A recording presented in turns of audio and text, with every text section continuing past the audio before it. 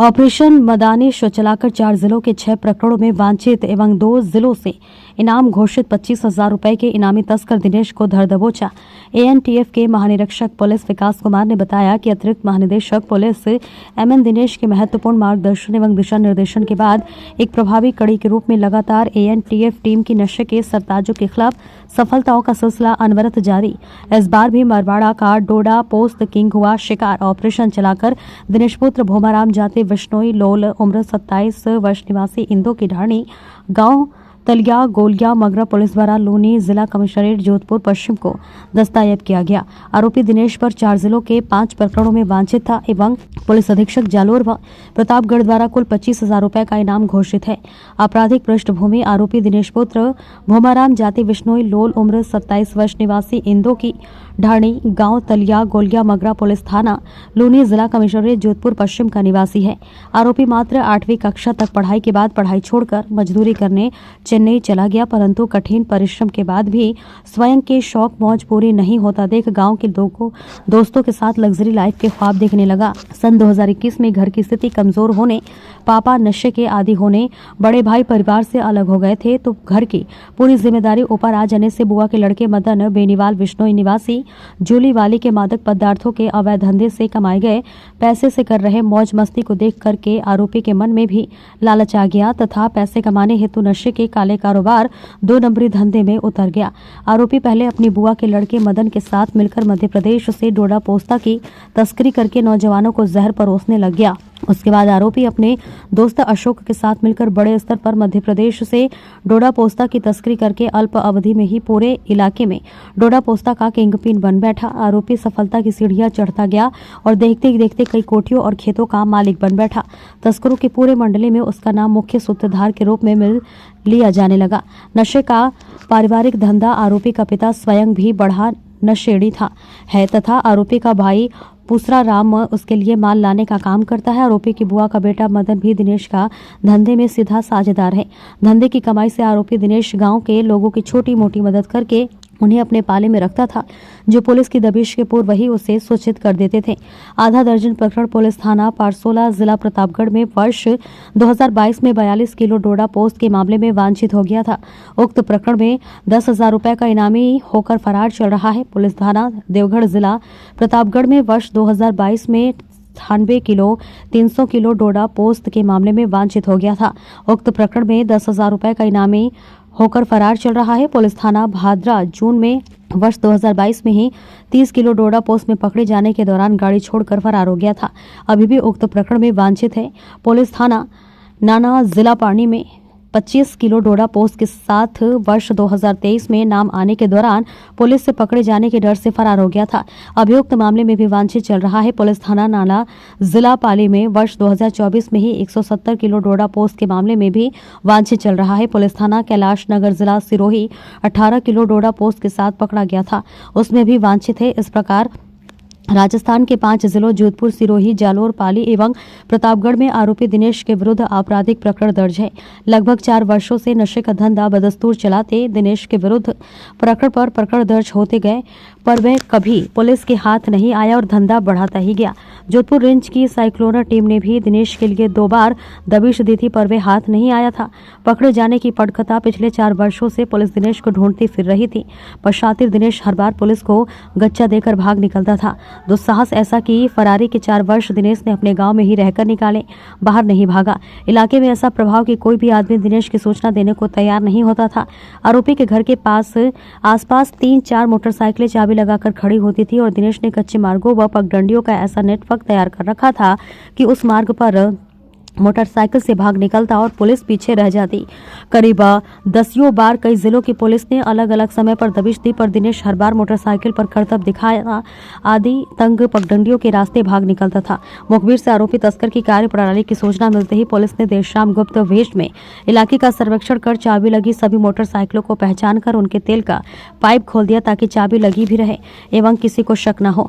मुखबिर स्वयं आरोपी के पास मेहमानों के पास बैठकर खाना खाता रहा एवं गप्पे मारता रहा। दिन में मुखबिर से संकेत मिलते ही एक पार्टी ने दिनेश के घर पर छापा मारा एवं दूसरी 4 पार्टियां गांव के बाहर ही मुख्य सड़कों पर गुप्त नाका लगाकर खड़ी हो गई। योजना के अनुसार छापा मारते ही दिनेश एक चाबी लगी मोटरसाइकिल पर बैठकर हो गया और मुख्य सड़क पर पहुंचते ही तेल की पाइप निकलनी होने के कारण मोटरसाइकिल बंद हो गई। नाका लगाकर बैठी टीम ने तत्काल ही उसे दबोचना चाहा, पर आरोपी तेजी से दौड़कर गांव की ओर भागने लगा। करीब 1 किलोमीटर तक खदेड़कर एएनटीएफ टीम ने दिनेश को दबोचने में सफलता पाई। पकड़े जाने को दोष अपशकुन का दिया। पकड़े जाते ही आरोपी स्वयं को बुरी तरह कोसने लगा। पूछने पर बताया कि सुबह होते ही खेत के पास वाले सूखे पेड़ पर सोन चिड़िया बैठी दिखी थी, जो लंबे समय तक वहीं बैठी थी। आरोपी का मन हुआ कि दिन में वह दूसरे गांव चला जाए, पर पशुपेश में पड़े रहकर और मेहमानों के आने के कारण गांव में ही रहा और पकड़ा गया। काश दूसरे गांव में चला गया होता तो बच जाता। एएनटीएफ टीम जोधपुर की विशेष भूमिका रही है। विकास कुमार, महानिरीक्षक पुलिस एटीएस राजस्थान जयपुर ने बताया कि उक्त कार्रवाई में शामिल समस्त टीमों को विशेष कार्यक्रम के दौरान एटीएस मुख्यालय में सम्मानित किया जाएगा। रसोइयों, मौत के सौदागरों और जहर के व्यापारियों पर कहर बरपाने का एएनटीएफ का सिलसिला अनवरत जारी है। उसी की अगली कड़ी के रूप में ऑपरेशन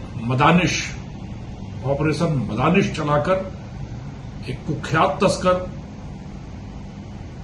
जिसके ऊपर विभिन्न जिलों से 25,000 रुपए का इनाम था, दिनेश पुत्र भूमाराम निवासी लूणी जोधपुर, जो पिछले 4 वर्षों से नशे की दुनिया का स्वयंभू सरगना बना, बेताज बादशाह बना बैठा था।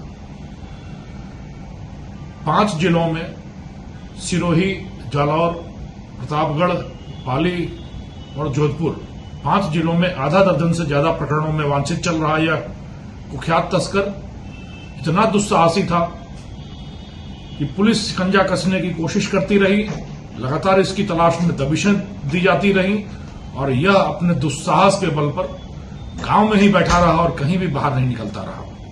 और वहीं बैठकर दसियों बार पुलिस ने दबिश दी। हर बार यह मोटरसाइकिल पर करतब दिखाता हुआ, कलाबाजियां दिखाता हुआ गच्चा दे जाया करता था। हिम्मत ऐसी बढ़ती गई कि यह इलाके का रॉबिनहुड बन गया। इसके बारे में कोई भी सूचना देने तक को तैयार नहीं। पुलिस के आने की भनक भी इसको लोगों के माध्यम से मिलती रही। अंततः इसी के जाल में घेरकर एएनटीएफ ने इसे दबोच लिया।